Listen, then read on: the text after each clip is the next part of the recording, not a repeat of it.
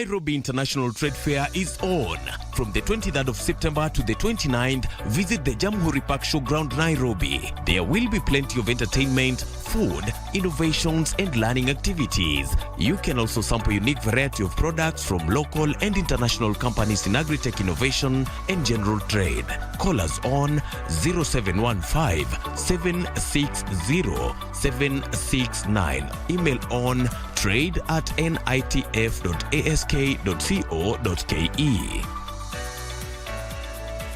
The National Construction Authority presents the 5th International Construction Research Conference and Exhibition from September 25th to 27th, 2024 at Pride in Paradise Hotel, Mombasa. The conference, themed Leveraging the Potential of MSMEs and Technology for a Resilient and Sustainable Construction Industry, will bring together investors, inventors, and innovators in Kenya's fastest growing industry. Register as a delegate to explore groundbreaking innovations, meet industry leaders, and visit exciting construction sites across the coastal region. Visit our exhibition at no charge to explore a range of advanced building materials, construction technologies, digital tools, and smart infrastructure solutions that are shaping the future of the industry. Register now. The International Construction Research Conference and Exhibition from 25th to 27th, 2024 at Pride in Paradise Hotel, Mombasa.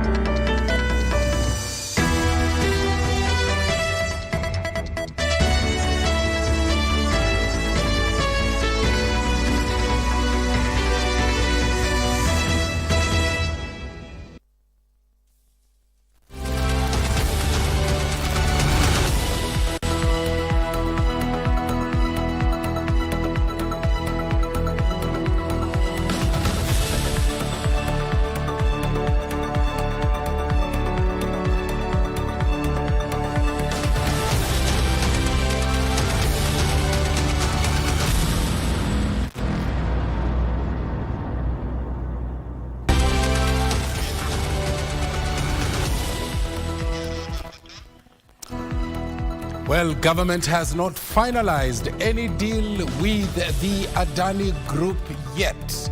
Cabinet Secretary John Mbadi reveals, and 4 suspects who assaulted and sodomized a 25-year-old in Mombasa arraigned in a Mombasa court. Good evening and welcome from wherever you're watching us in Kenya and around the world. This is Prime Edition, coming to you live from Broadcasting House here in the capital city, Nairobi. My name is Mboya. We open this coverage with a look at our top stories. Testing Rigathe's truthfulness. A motion of censure filed at the Senate seeking to discuss Deputy President Gachagwa's conduct. Not a done deal. Treasury CS says government is yet to finalize any deal with Adani on JKIA leasing, saying 22 concerns have been raised. 20 protesting dons arrested as police lob tear gas canisters to disperse demonstrations called by lecturers' unions.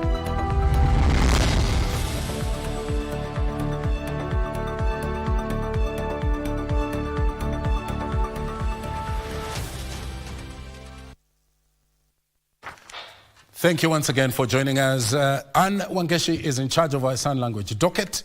Let's interact our socials on all our media platforms at KBC Channel 1. Let us know what your thoughts are on the stories that we are covering for you tonight. On to our lead story now. A censure motion against Deputy President Rigathi Gachagua is set to be tabled in the Senate for debate if approved by Senate Speaker Emerson Kingi. The motion by Tana River Senator Danson Mungatana wants the DP censured over his utterances, which, according to Mungatana, have marginalized a section of Kenyans, created and continues to create ethnic tensions in contravention of the national values as well as principles of governance as per the Constitution, as well as demean his office. Gladys Mungai opens our coverage with that censure motion that has sparked legal and also political queries. The conduct of the Deputy President, who is the principal assistant to the President, is set to become a subject of discussion in the Senate if a censure motion filed by Senator Danson Mungatana receives the green light for debate. I am motivated to file this censure motion against the holder of the office of the Deputy President of the Republic of Kenya because of conduct and becoming of that office.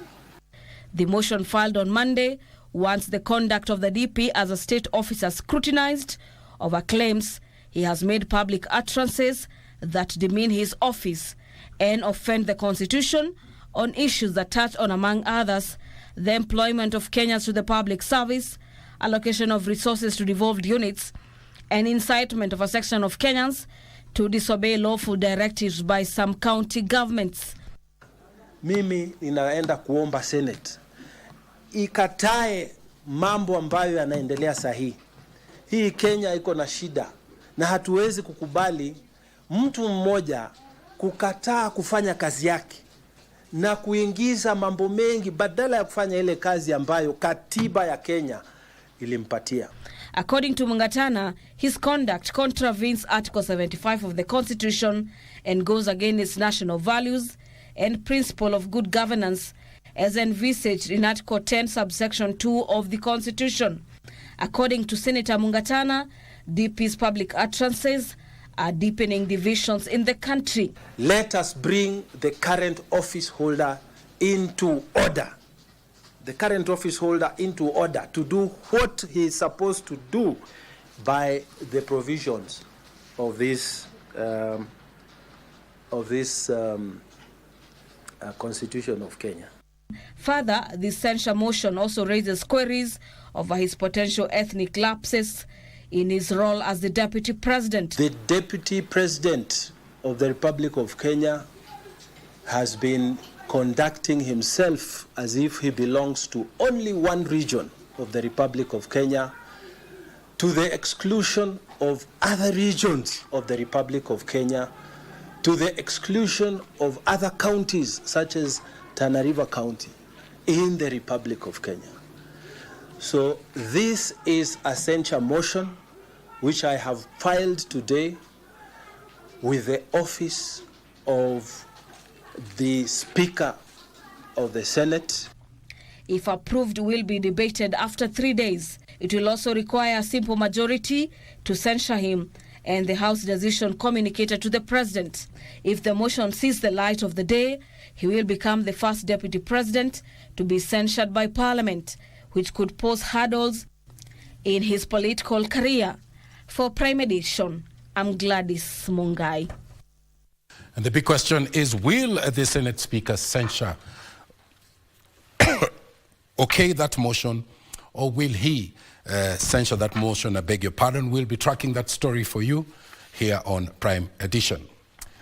Now, as that censure motion against Deputy President Gachagua is set to be tabled in the Senate for debate, if approved by Speaker Amason Kinge, the motion by Tana River Senator Danson Mungatana wants the DP censured, of course, over his utterances, which, according to Mungatana, have marginalized sections of Kenyans, created and continues to create ethnic tensions in contravention of the country's national values and also the principles of governance as per the Constitution.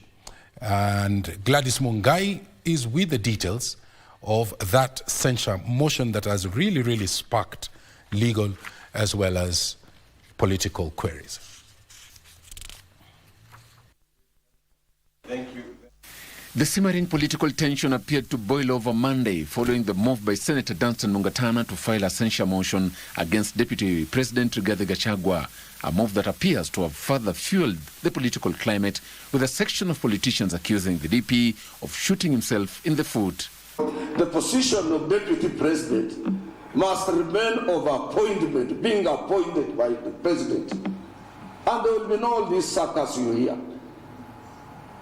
Deputy President should be an appointee of the President, not a running mate.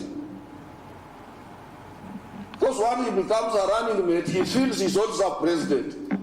Kotu Secretary General Francis Atwoli and Busia County Governor Dr. Paul Otoma have faulted the DP for allegedly stirring political temperatures. They claim that Gachagwa's onslaught is a clear indication that he is opposed to the broad-based government. Hii Kenya belongs to all of us. Hakuna ile Mkenya ambaye hata kama alipiga kura kivipi hafai kuwa Mkenya. So mimi nataka kuhimiza viongozi wetu wa kimataifa ambao wameanza makali ya kisiasa ambayo ni ya ukabila kwamba hatuwezi kuchukua mkondo huo. This as the clergy in Siaya called for political ceasefire, warning the ongoing political chest stamping could trigger ethnic divisions.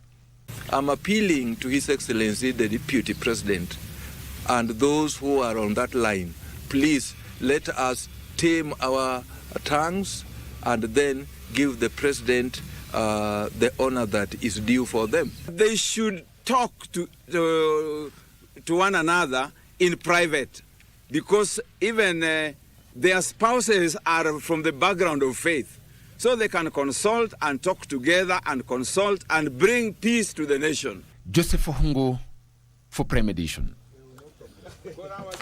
Slight confusion there. That was Joseph Ohungu's story reacting to the earlier story of our reporter Gladys Mungai. But let's move on now and get the very latest from other quarters where the government is saying that it has not finalized any deal with Adani Holding for the lease of the Jomo Kenyatta International Airport. Treasury Cabinet Secretary John Mbadi says that the evaluation committee looking into the deal has raised 22 concerns with Adani, among them the proposed concession of 30 years, proposed tax exemption for the Indian farm, and also re-engagement of the KIA employees, among others. Mbadi says that the deal is currently on hold. Why?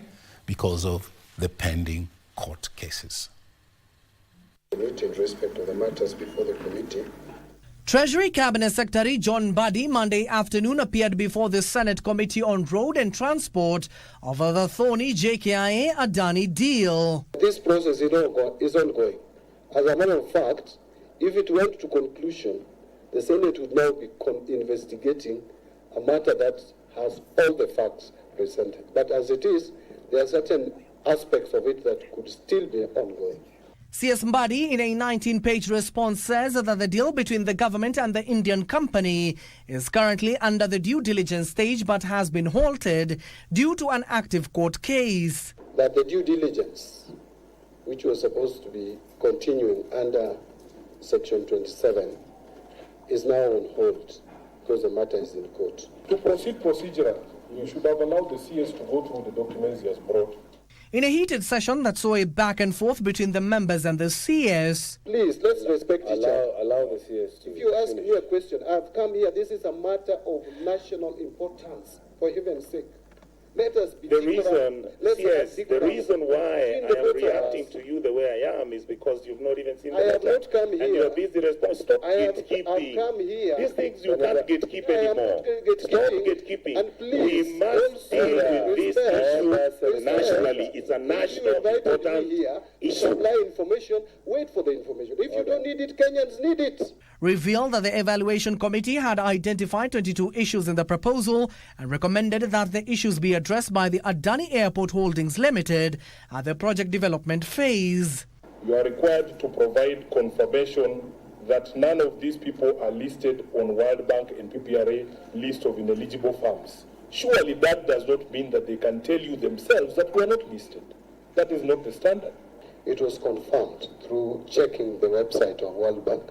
Among the key recommendations is to have the contracting authority to ensure that the current employees of JKIA are onboarded by the company on priority basis and on better terms. Further, that the concessionaire gives preference to recruitment of Kenyan nationals in all positions. And I'm sure the honorable members would understand why I'm emphasizing the issue of JKIA employees because it was very contentious. Further, Kisii Senator Richard Onyonka claimed that there were other two companies from India and America that expressed interest in the JKIA deal, but the Kenyan government settled for Adani. And a company called Nexus Logic. They wanted to come to Jomo Kenyatta Airport on the Wednesday, 10th of July 2024. Then they wanted to come to the Mombasa International Airport, and they were going to Kisumu and Eldoret. And this letter is here. It's received by your office. The only PIP proposal received procedurally at the directorate was the one of Adani of 1st March. In fact, I even mentioned there was an earlier one of 2023. Treasury has also affirmed that officers from the Treasury, Transport alongside KAA officials are in India interrogating the deal. There is one officer who, alongside representation from KAA and the Ministry of Transport, went to India for due diligence. And that is the assignment they were given. And that process is still ongoing. And I want to advise, yes, but we know you just came the other day. Don't carry anybody's cross. If this thing is grey, call it as it is. Run away. The deal that is now facing a litany of cases has seen former Vice President Kalonzo Musyoka move to the court to oppose the alleged lease. Actually, before you convince the Attorney General to sign the concession, you have to prove that you have complied with the law. And so that will be complied with. Abdiaziz Hashim for Prime Edition. Now, the striking lecturers have accused the police of employing brutal force to try and disrupt their strike, which they claim is illegitimate through the University Academic Staff Union and the Kenya University Staff Union. The Dons claim it was unfortunate that 20 university workers were arrested and several others injured, while legitimately, not illegitimately as I referred to earlier, to present their petition to relevant authorities as dictated by the Constitution. Here is that report by Ben Chumba. The demonstrating Dons intended to present a petition to the government turned chaotic when police used tear gas to disperse the crowd before they could march towards Parliament. Despite initial chaos, the demonstrators regrouped at the Parliament buildings, determined to deliver their message. But their efforts were thwarted once again as police returned using tear gas to break up the gathering, leading to chaotic scenes at the Central Business District. During the protest, over 20 university workers were arrested and several others injured during the clash. The unions condemned the incident, claiming they had given prior notice to the police about their peaceful intentions. It was not necessary for the police to behave in the manner in which they behaved. It is barbaric, it is primitive, it is uncalled for, and the Kenyan police must style up. A police officer tear gassing Dons? What mistake have we committed? We gave them a notice. I have the notice here. They received this notice. And today we told them to provide us with security. And we want to tell the police we are still going to do a peaceful procession again. We are not going to stop because of tear gas. Yes. Let them prepare them. We are prepared to walk again. The lecturers vowing to soldier on, insisting that their voices must be heard by the government. What is it that the government is afraid of anyway? What is it? Presenting a petition, is that something to scare government? It shouldn't.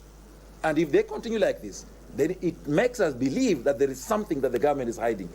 The notice is going out for next Monday demonstration because we have not reached Parliament. We have not reached Treasury, River Nile, and reach the Mediterranean Sea.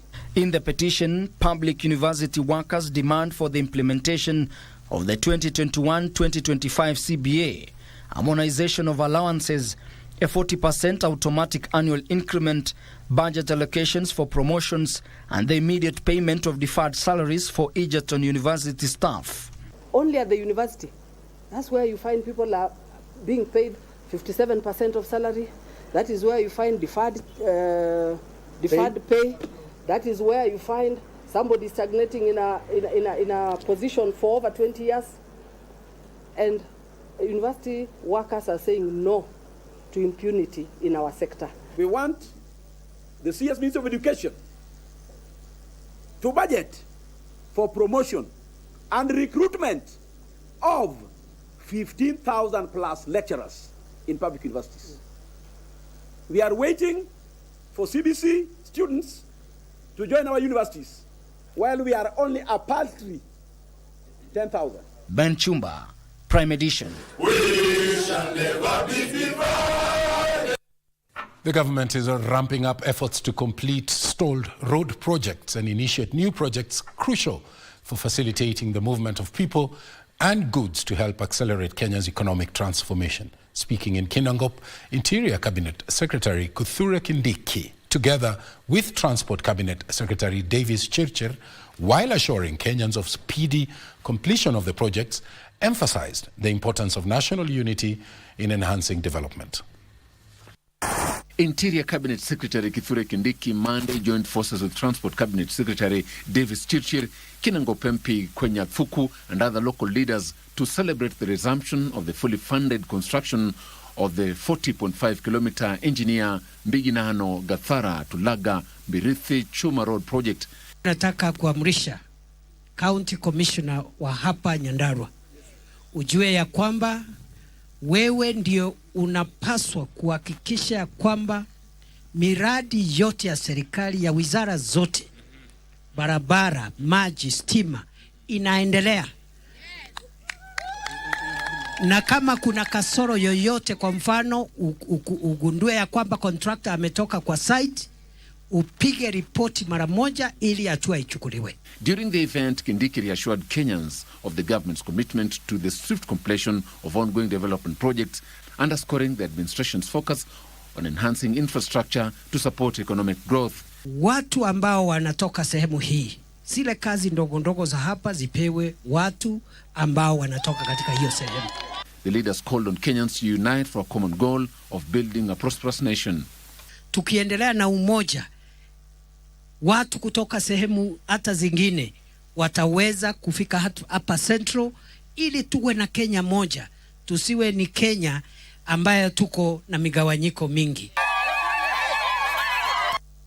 President William Ruto urges African nations to end over-reliance on external aid.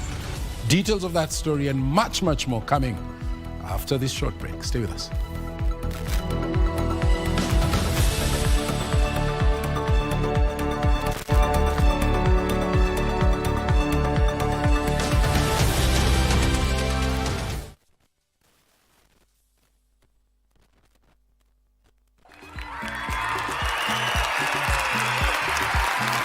Officially, the draw date ya Master Player ni tarehe 6 mwezi wa Oktoba.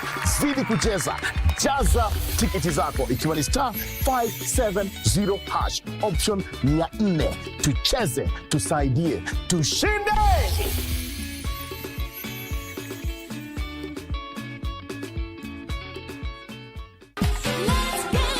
Nianze ni PIZZO Outaki Bera namba 8 na sahi mazona watch Grapevine Bana KBC Channel 1.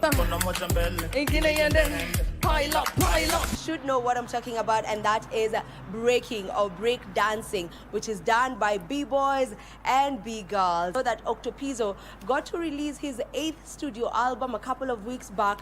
It is titled Kich Kaliet. If you start from my first album to now, you can see the growth, you can see the struggles, you can see the achievement, you can see the celebrations. Don nakwara molo nyanungo kishkaliech wodo nyango hangalo hey kishkaliech. You know, our spotlight artist where we feature none other than the GOAT himself, Nyashinsky, who dropped a 6th track EP manze. Ni daddy nijenge na V8 baba. Before they play me nionyeshe Mali Snakes. Mali Snakes wa Bahati mtoto wa mama It's dropped back. a brand new song. Yeah. Kumbuka tulipokula shida nawe, kazi ile kwenye jiji mama, tukiteseka kule Rongai.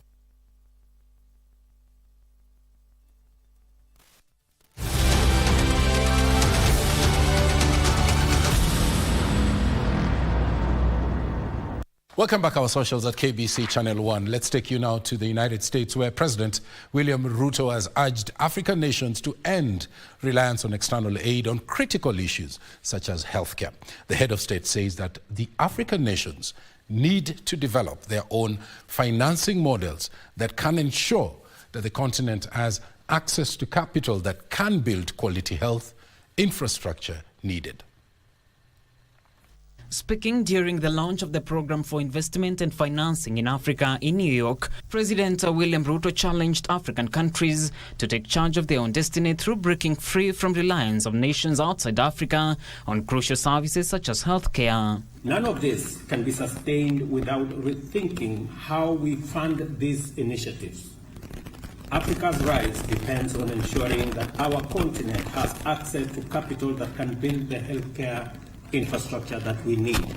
Highlighting the need for Africa to create its own financing models, particularly for such critical sectors, the head of state criticized the current global economic framework as a relic that forces regions like Africa to restart from a position of disadvantage. 1.4 billion people that live in our continent, to have an organization that is accountable. And it is the reason why we are rethinking the Pan-African Parliament to provide more oversight over the Africa Union Commission. President William Ruto at the same time lauded emerging partnerships that aim to revolutionize Africa's healthcare system, including AI-powered digital health wallets for all Africans, which he says are clear pathways for Africa's potential to become a global innovation leader. There cannot be a better place to figure out health, education, and social services than in Africa, where the median age is 19 and a half. That is the place where education means everything. That is the place where health means a lot. He, however, warned that such initiatives cannot thrive without rethinking their funding, calling on regional leaders to act to attract investment in social sectors like healthcare. I am also dedicated to working with all of you to find the answers necessary for us to forge a new future. John Kahiro, Prime Edition. 4 suspects who were believed to have been part of a group of more than 15 individuals who allegedly planned, abducted, assaulted and sodomized a 25-year-old blogger in the coastal town of Mombasa were arraigned at the Shanzu Law Court. The 4, namely Abdul Hassan, Haji Babu, Esther Mudhoni and Violet Adera, who appeared before Senior Resident Magistrate Robert Mbogo, denied the charges.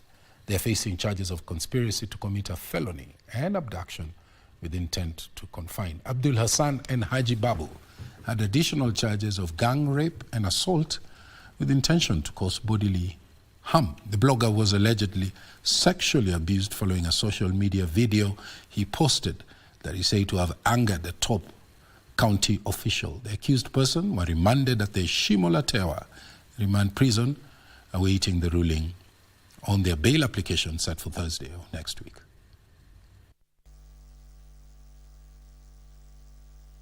Nilimteka nyara mtu mmoja kwa jina Bruce John Hajira mkiwa na nia ya kumzuia kisiri kinyume na sheria. Abdul Hassan, unakubali au unakataa? Nakataa. Haji Babu, unakubali au unakataa? Nakataa. Esther Mudhoni, unakubali au unakataa? Nakataa. Violet Adera, unakubali au unakataa? Shtaka la 3, mnashtakiwa na kosa la ulawiti kinyume na sheria. Maelezo ni kwamba tarehe 12 Septemba mahali pasipojulikana katika kaunti ya Mombasa, ukiwa na wengine ambao hawamo hapa kotini, ulisababisha uume wako kuingia katika tupu ya nyuma ya mtuhumiwa katika kesi hii. Unakubali au unakataa? Nakataa. We have applied for bond. We do apply for bond with an alternative of cash bail. it is taken or presumed that the prosecution had considered bond as a right, and that's why we went first, to indicate to the courts that indeed we filed an affidavit in opposition of that right. Investigations which are still underway to arrest the remaining suspects, record statements, including that of Mombasa County Governor, his mother and other senior prominent government officials who have intelligence reports that they are assisting some of the suspects to go into hiding, and this can be confirmed by their communication, which has gone off air. Now, 2 former employees of the county of West Pokot have been arrested over the embezzlement of 296 million shillings. The two, Mary Ngorakis, who is the former Chief Officer of Education, and Matthew Arusio, former County Director of Bursary, were arrested by the Ethics and Anti-Corruption Commission over theft of public funds that's said to have occurred during the period between 2017, 2018 and 2021, 2022. The 2 other suspects have since gone into hiding. The Ethics and Anti-Corruption Commission commenced investigations into allegations that West Pokot County top officials hatched a plan that led to the embezzlement of 212 million shillings from the Bursary, Education and Infrastructure Fund. Further investigations by the EACC revealed that 296 million shillings set aside for provision of bursary had been misappropriated. 2 suspects, Mary Ngoriakes, who is the former Chief Officer of Education, and Matthew Arusio, who is the former County Director of Bursary, will be arraigned in the Anti-Corruption Court on Tuesday. EACC has directed 2 other suspects who have since gone into hiding to report to the EACC North Rift Regional Offices in Eldoret on Tuesday at 8 a.m. without fail. Activists and residents of West Pokot have expressed outrage and are now demanding for thorough investigations following the arrests. Wacha wafuate ukweli ili Wakenya waishi kwa nchi yao wakiwa uhuru, kwa sababu kuna watapeli ambao wanatapeli nchi hii, ambao wakipewa utawala hao wanakuja kupora mali ya umma na kutoroka naye. Na ninaomba serikali ya kwamba wale watu ambao wameshikwa wapate kurudisha pesa ya wakaaji ya West Pokot. Msichunguse maneno ambaye baadaye mnakuja kutueleza ya kwamba hakuna evidence. Fanyeni kazi yenu bila interference. Warudishe hiyo pesa haraka iende ifanye kazi ya Wapokot. Kwa sababu wakati huo walikuwa wana launch pesa na shule wanakongojea pesa na wanapata hakuna pesa.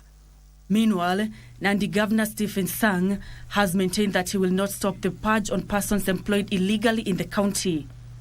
This comes as 6 people are arrested in the county over failure to follow the law on employment. I'm not going to cherry pick what recommendation that was given by the Human Resource Audit report to implement. I am going to implement 100% of those recommendations so that we can be able to sort out this mess once and for all. Some of the staff are already coming out and speaking and bringing evidence that I got this M-Pesa, I sent so and so the money, and they gave me appointment letter.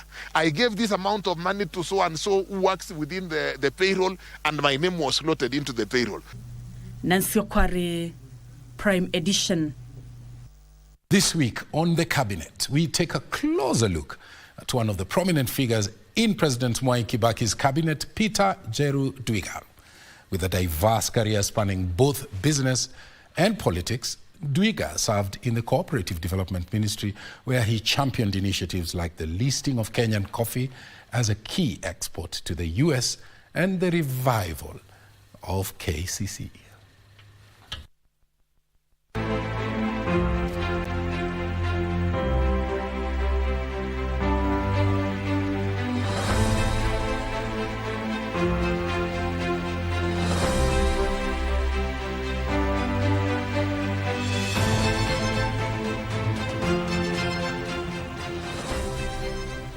Peter Njeru Dwiga was born on 4th January 1954 in Manyata and attended Kibogo Primary School before moving to Kamama Secondary School and then Chicago High School. He attended Cooperative University College for a diploma in business administration in 2014. He had a professional career before going into elective politics in 1992. From 1975 to 1976, he worked for Coca-Cola as an assistant accountant.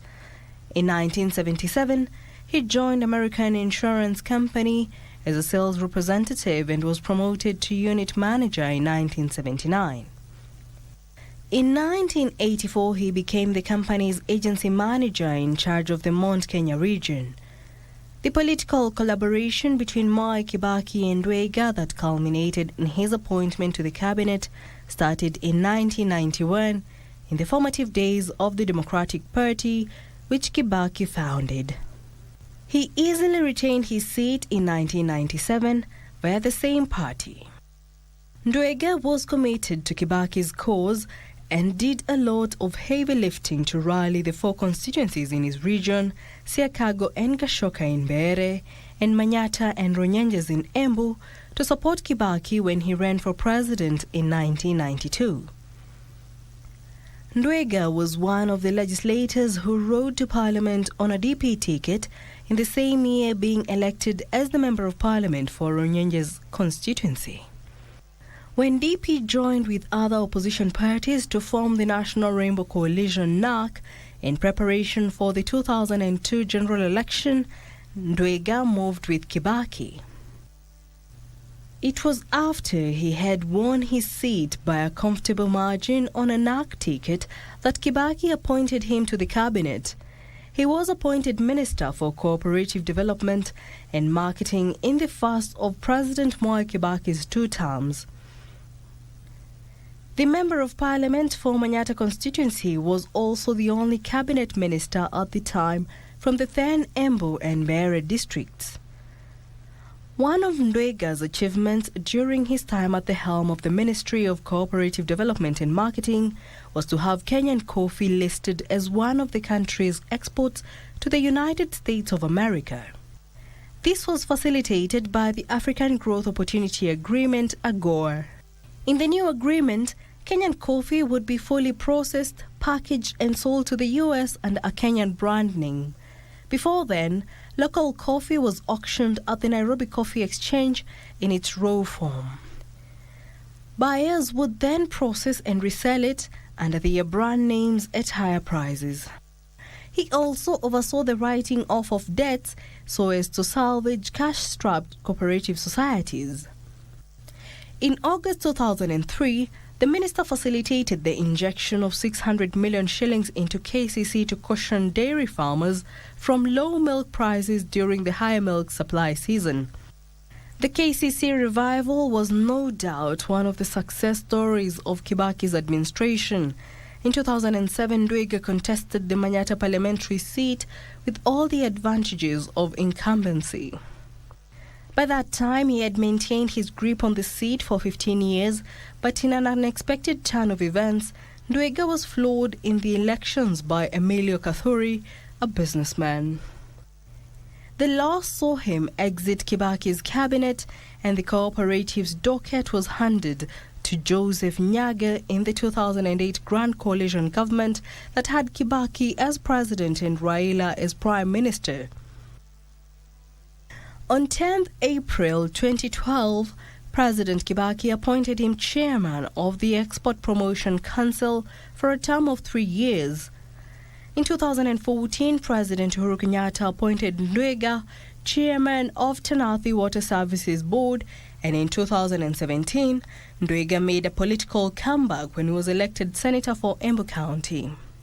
He then chaired the Senate Agriculture Committee. In 2022, he joined UDA and lost in the party primaries. Jackie Wambiru, the Cabinet.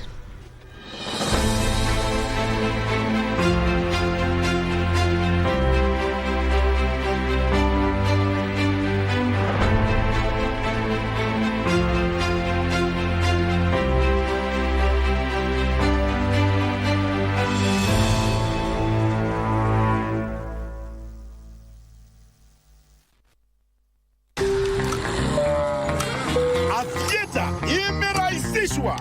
Sasa kuna njia mpya na rahisi ya kucheza avieta. Dial *419# kwenye simu yako na ucheze wakati wowote. The National Construction Authority presents the 5th International Construction Research Conference and Exhibition from September 25th to 27th, 2024 at Pride in Paradise Hotel, Mombasa. The conference, themed Leveraging the Potential of MSMEs and Technology for a Resilient and Sustainable Construction Industry, will bring together investors, inventors, and innovators in Kenya's fastest growing industry. Register as a delegate to explore groundbreaking innovations, meet industry leaders, and visit exciting construction sites across the coastal region.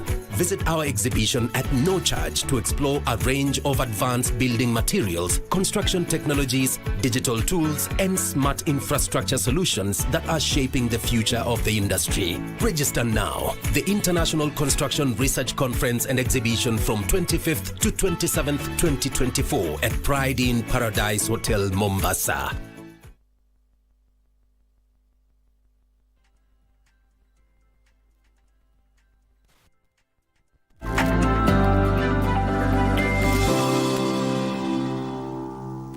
It's now time to look at the day's business. Thank you, Tom. Of course, let's get the sense of the numbers this evening. My name is Betty Kiptum. Thank you very much for watching Prime Edition. Now, farmers and other creditors owed by the Ministry of Agriculture will be paid by the end of June next year. Agriculture Cabinet Secretary, that is Andrew Karanja, says the move is part of a raft of measures aimed at reducing the ministry's expenditure that targets to keep pending bills at below 1% of the total budgetary allocations. The Ministry of Agriculture says it is planning to pay an estimated 500 million shillings it owes to maize farmers, among other pending bills, by the end of June next year. In a raft of measures aimed at reducing pending bills, the ministry says it will ensure that money owed to suppliers and creditors will not be more than 1% of the total budgetary allocations. And if there is to be any pending bills at any given point in time, it should not exceed 1% of the annual budgetary provision. We have to work together so that we get the 100%. It will not be easy, but we have to work to that. To increase efficiency, the ministry is planning to digitize all its operations this financial year. This ministry has onboarded a total of 1,411 services. Digitization is expected to increase targeted interventions in the agriculture value chain by increasing donor fund utilization. We cannot have farmers being told to do ABCD and other things. We want to facilitate farmers to do whatever they are supposed to do, grow crops, market them in a better way. The ministry is also seeking to increase e-voucher system and fertilizer subsidy provision by 50% during the same period. The number of farmers on the e-voucher program will also be increased by 50% as at 30th June 2025. They were speaking during the ministerial performance contract commitments for 2024-2025 financial year. Benson Rioba reporting for Prime Edition. And national carrier Kenya Airways and the Kenyatta International Convention Center have partnered to enhance the marketing and promotion of Kenya as a premier global destination for meetings, incentives, conferences and exhibitions. The short form of that is MICE, which is the third largest contributor to Kenya's tourism, which is a subsector that the country is keen to grow. A report by the World Travel and Tourism Council shows that the travel and tourism sector in Kenya contributed 1 trillion shillings to Kenya's economy in 2023. Business tourism and MICE accounted for 27.24% of the total tourism arrivals, ranking third after holiday and visiting families and friends. The partnership between KICC and Kenya Airways is a step towards enhancing Kenya's visibility and competitiveness as a global MICE destination. It is a testament to the broader goal for the Ministry of Roads and Transport to modernize and revolutionize Kenya's aviation sector. By enhancing government travel efficiency, we lay the groundwork for greater international collaboration and stronger partnership that will benefit the nation as a whole. It is a strategic move to support our market share in government and executive travel sectors. It also highlights our broader vision of transforming the travel experience of key decision makers who represent the future of Kenya's growth and development. This continues to allow us to soar to higher. Kenya hopes to promote its vast potential in hosting world-class business events and boost the economy by attracting more international conferences. We are building a future where Kenya stands at the heart of Africa's transport and trade networks. By KEQ establishing an Asante executive hub at KICC, they will be able now to net that business that is significantly brought about by meetings that KICC hosts. Under the Memorandum of Understanding, the two entities will focus on joint efforts to source key international and regional MICE markets, bid for high-profile conferences, and implement delegate-boosting strategies, including incentive travel and holiday packages. As part of the collaboration, Kenya Airways will establish a dedicated ticketing office dubbed Asante Executive Hub at KICC to provide convenient travel options for conference delegates and event organizers. Innovations and emerging technologies to drive smart agriculture for sustainable economic growth are being showcased at the annual International Trade Fair in Nairobi. The week-long trade fair has attracted over 230 exhibitors from both the local and international markets. Wairimu Njenga with the details. Attending the Nairobi International Trade Fair at Jamhuri grounds has always been a highlight for children and families alike. The show, organized by the Agricultural Society of Kenya, has evolved to promote agricultural innovations and serves as a training ground for small and medium businesses. Things that we're picking up is, one, to encourage the habit of saving, so that these people with the businesses and the small businesses they run, make your 1,000 shillings in a day, make your 2,000 shillings in a day, then you are able to save. We also connect them to affordable financing. This year's trade fair is themed promoting climate-smart agriculture and trade initiatives for sustainable economic growth.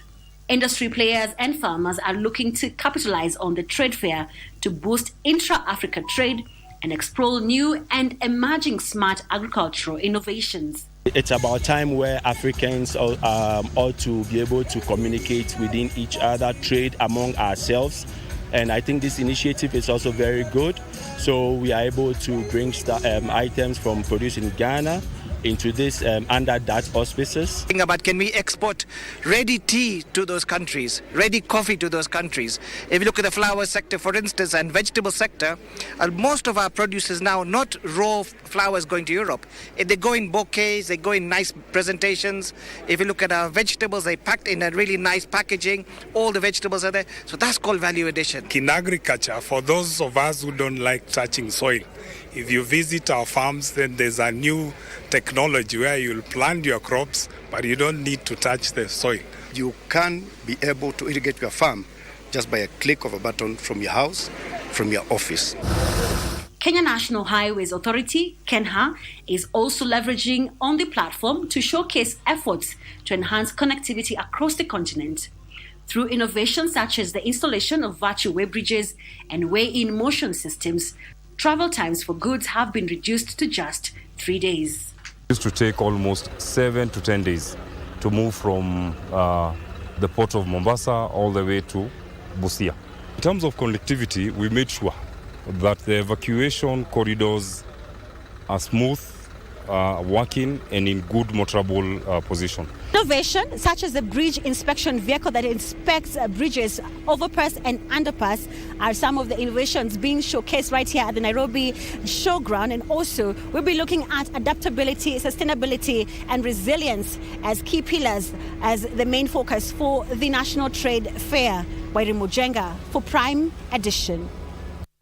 Beautiful shots there from the ASK show. Now moving on, there is need to embrace genetically modified organisms, that is GMOs, and reduce levies to lower the cost of animal feed that will ultimately slash the price of livestock products. The Association of Kenya Feed Manufacturers Embu chapter, the CEO, who is Paul Kamau, is backing the livestock bill of 2024 to address most of the challenges the subsector faces, as well as propose a number of incentives to boost production. The Livestock Bill of 2024 is expected to catalyze the commercialization of livestock farming in Kenya. The bill is set to reform policy, regulation, training, research and disaster management, as well as offer initiative to those livestock value chain. This is expected to result in enhanced efficiency, boost production and reduce cost of production. Involved kwa kujaribu kurobi hata serikali yetu itusaidie kuimport kufanya importation ya mahindi, especially yellow maize kutoka nchi za ng'ambo, kwa maana tuko na shida ya competition of the white maize hapa Kenya. He says the amount challenges faced by players in the livestock value chain is a numerous levies and licensing process.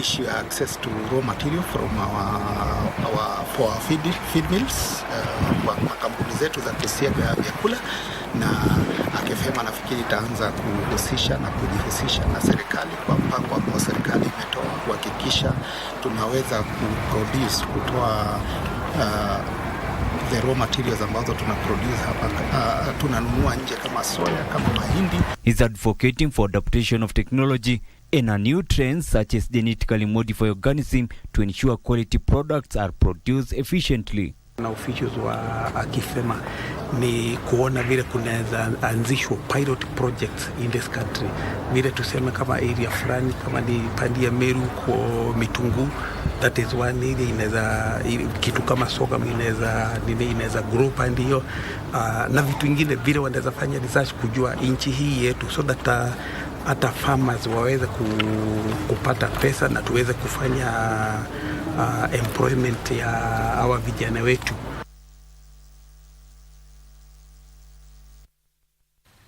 Felix Q's story there brings an end to business news this evening. Of course, sports news is coming up. My name is Betty Kiptum. Do have yourself a good night. I now hand you back to Tom, who will swiftly hand it over to Daniel Wahome, who's on the other studio with a look at the day's sports.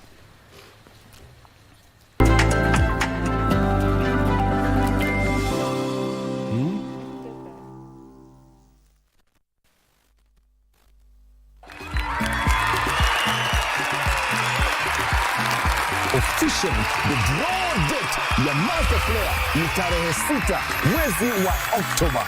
Zidi kucheza, jaza tiketi zako ikiwa ni *570# option 400. Tucheze, tusaidie, tushinde!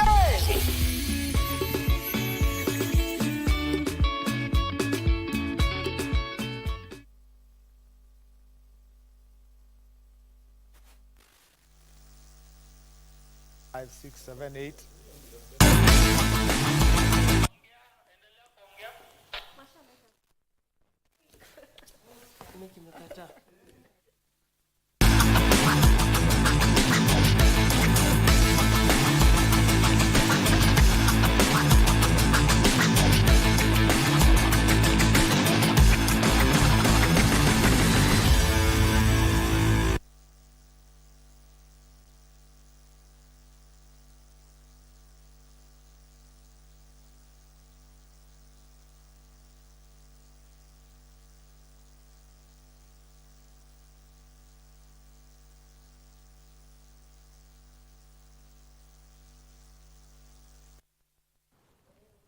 A very good evening to you. My name is Daniel Wahome. Time for Prime Edition Sport.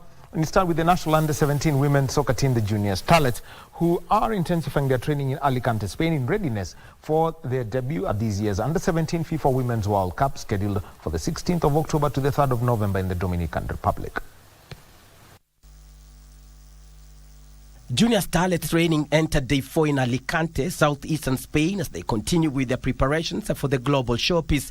While in Spain, Starlet is set to play 3 friendly matches so as to gauge themselves. They'll play Valencia women on Wednesday and 2 days later play Portugal before taking on Intercity on September 30th. Spain kumekuwa vizuri sana. Mazoezi tunaendelea vizuri.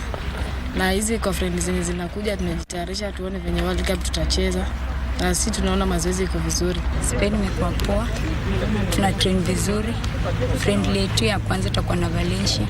Najua tutajituma, tutawin na kila kitu itakuwa poa. Hiyo ndio itadetermine ni tuenda kucheza World Cup. After the training camp in Spain, Starlets will head to Dominican Republic for the Under-17 FIFA World Cup finals. Kenya will open her Group C campaign against England on October 18th before facing North Korea and Mexico on October 20th and 24th respectively. Kipchumba Murkomen has challenged National Sports Federation to look at broader representation at the Olympic Games. Murkomen, who was speaking at the National Olympic Committee of Kenya's strategic meeting in Sagana, emphasized the need to focus on underrepresented sports so as to shore up Kenya's tally at future Olympic Games. Murkomen, while addressing the National Olympic Committee of Kenya, NOC, reasoned that the only way for Kenya to achieve more success is by participating in more disciplines, saying that out of the 30 Olympic sports, Kenya qualified only 6 at the August Paris Olympic Games. Are owned by clubs, thriving clubs. Thriving facilities can only be owned by private sector. And therefore, how can that happen? It can only happen if we turn sports to become lucrative, if we monetize sports, if we are able to attract investments in sports. How are we going to attract investment in sports? We must organize the federations.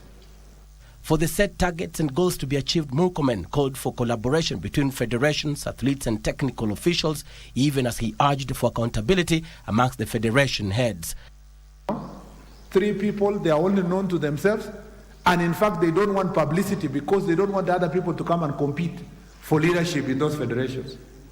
Who will put money in such an organization? You need to have come to a federation with a specific vision for a defined period of time. You complete your part of the journey, you hand the baton to the next person, and you move to go and do something else. Whichever position we are in, what are reflections we are seeking to achieve now is to guide us towards individual self-evaluation, which is a crucial, honesty and intentional assessment of the its and misses towards Paris 2024 Olympic Games. The workshop in Sagana reviewed Kenya's performance at the Paris 2024 Olympics and mapped out strategies for the Dakar 2026 Youth Olympic Games and Los Angeles in 2028. And Football Kenya Federation has unveiled a 5-member electoral board ahead of the FKF national elections set to be held in December this year. The board is chaired by Hesbon Owila. The electoral board members were selected by the delegates during the FKF special general meeting held on the 24th of last month. Chairing the board will be Hesbon Owila, who promised to conduct a free and fair election. I'm confident in the team that you have before you here, because we have sat down, we have understood the whole process, we've known each other, and we are happy that the confidence that was bestowed on us by the NEC and the National Delegates Conference is a confidence that all of us have agreed to take and to see that this process runs to its conclusion. Other members sitting on the electoral board include Sports Journalists Association of Kenya President James Waindi, Alfred Nganga, Dan Mule and Marceline Sande, who will serve as the Secretary General. So we understand that this moment means so much to the football community in Kenya, to the young kids growing up knowing that football is something that can offer a professional livelihood. We know football represents hope, renewal and the promise of a thriving economic ecosystem almost everywhere, and an opportunity for football stakeholders to run football in this country presents itself with the unveiling of this board. Farida Lucia Juma and Robert Akumwasembo are the standby members. The newly unveiled board will now embark on preparing and conducting the national FKF elections slated for December this year. Now, Jairus, Kipkosgei and Alphas Makuto emerged winners of the homologated beach volleyball tour held in Mombasa. The tour beat the pair of Mombasa-based Donald Mchete and Cheptot Chamoror in straight sets of 21-15 and 21-14. In the women's competition, Gaudensia Makoha and Metrin Abuira defeated the pair of veteran Braxidi Sagala and Fosca Kasisi in straight sets to win the title. The duo of Joseph Muliro and Amik Ayuen bagged bronze after one of their opponents sustained an injury. In the women's category, Selina Ngambo and Melina Koth won bronze after beating the pair of Emikile Chemutai and Pamela Jepkru in straight sets. The next homologated beach volleyball tour will be held next month in Makueni County.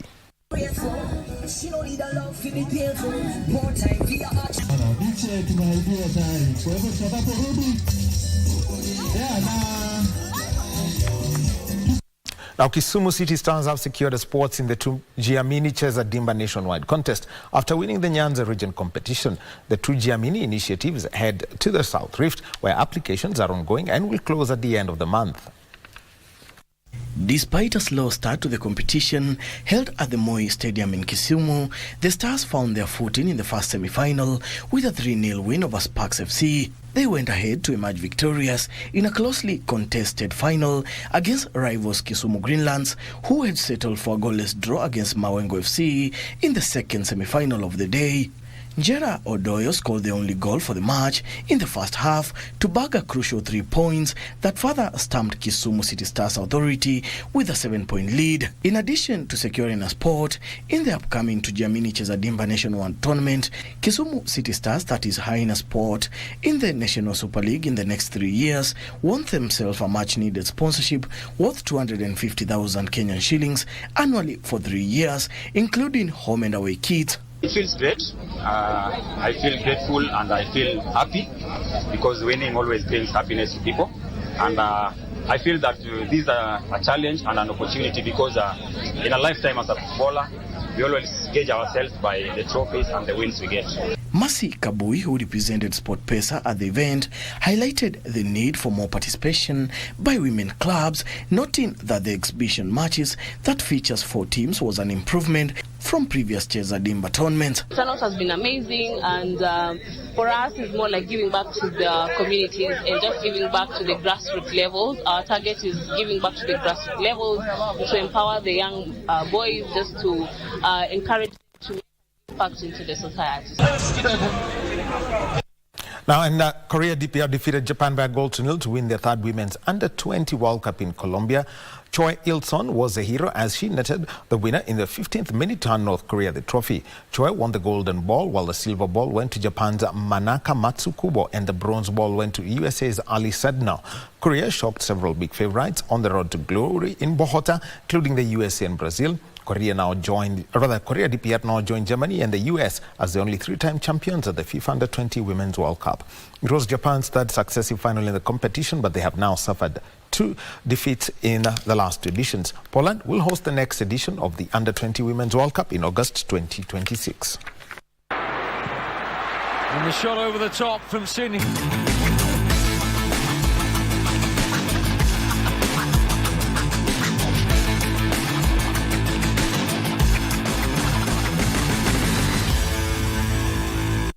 And that's the sport for tonight. Over to you, Tom Mboya.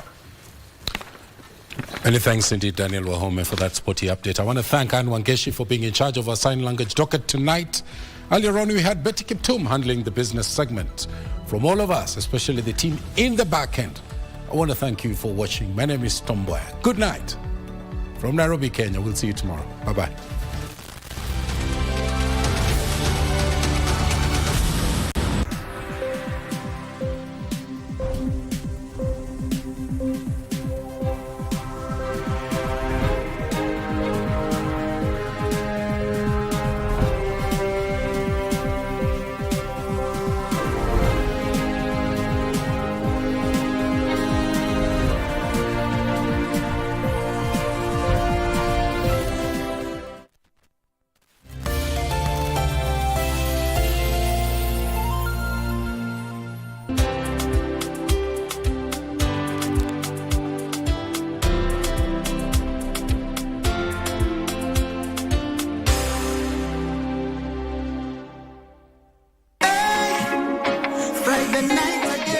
Greetings in the name of the Most High, Jah Rastafari. My good name is Marley Moses, the positive warrior, alongside... Yes, sir, DJ D-Rage, the baddest. Each and every Wednesday from 10 p.m. on KBC Channel 1 TV.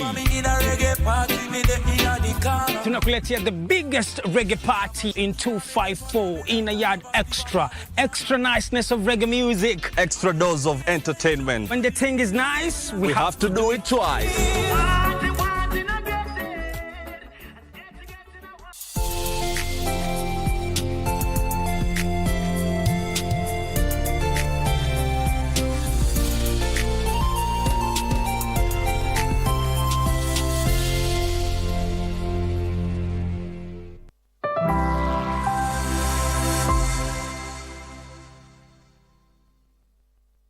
Nianze ni PIZZO out of Kibera namba 8 na saima zona watch Grapevine Bana KBC Channel 1 A-Town.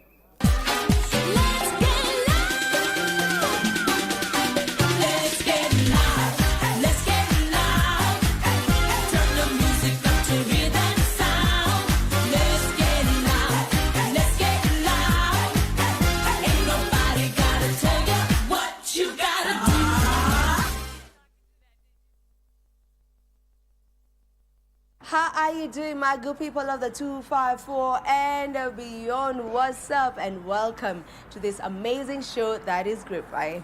Well, go on. Welcome to the biggest, the baddest, extraordinary show right here in the 254 months. You already know.